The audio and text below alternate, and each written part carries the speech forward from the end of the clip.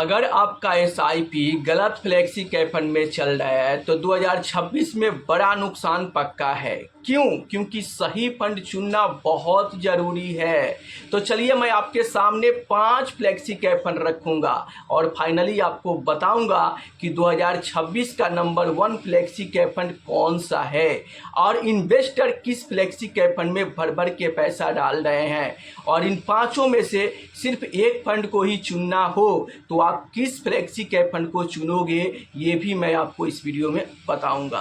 तो आज का वीडियो काफ़ी इंपॉर्टेंट होने वाली है, इसलिए इस वीडियो को ध्यान से और पूरा देखिए। चैनल पर पहली बार आए हैं तो चैनल को सब्सक्राइब कर लीजिए। चलिए अगर मैं सबसे पहला फ्लेक्सी कैप फंड की बात करूं तो पारंपरिक फ्लेक्सी कैप फंड है। इस फंड में stable plus long term wealth creation है। इसका डाउन साइड प्रोटेक्शन काफ़ी अच्छा माना जाता है और ये फंड 5 साल में 18% से ऊपर का CAGR रिटर्न बना के अपने इन्वेस्टर को दिया है।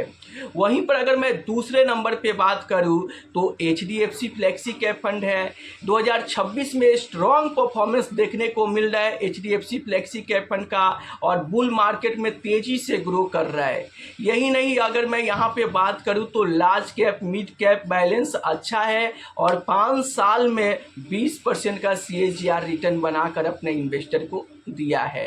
अगर मैं तीसरा फ्लेक्सी कैप फंड की बात करूं तो क्वांट फ्लेक्सी कैप फंड है। यहां पर एग्रेसिव इन्वेस्टर के लिए high risk high return style के लिए ये फंड बेस्ट हो सकता है और तेजी में बहुत स्ट्रॉन्ग परफॉर्मेंस करता है ये फ्लेक्सी कैप फंड।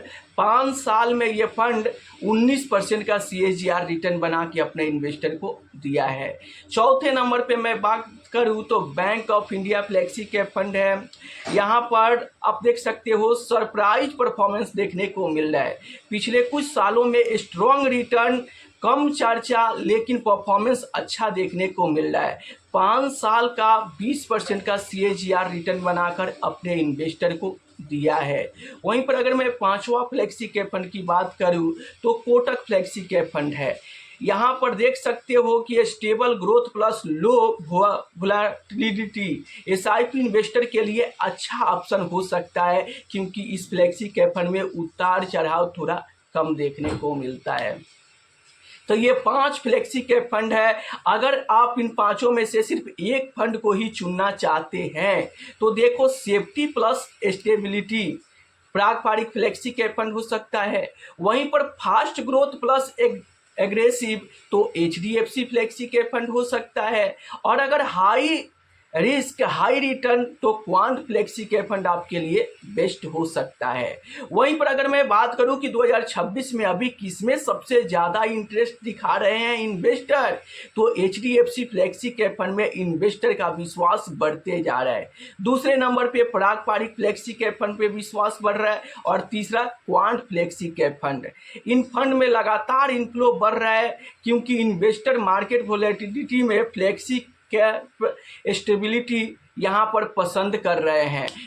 इन्वेस्टर इसलिए फ्लेक्सी कैप फंड में पैसा डाल रहे हैं कि यहाँ पर large cap mid cap small cap fund तीनों कैटेगरी में उनका पैसा इन्वेस्टमेंट हो जाता है और सबसे बड़ी बात कि फंड मैनेजर को आज़ादी रहता है कि वो आपके पैसे को large cap mid cap small cap में इन्वेस्टमेंट करके और वो आपको बेहतर रिटर्न बनाकर दे सके। तो आपका SIP किस फ्लेक्सी कैप फंड में चल रहा है आप नीचे कमेंट करके ज़रूर बताना।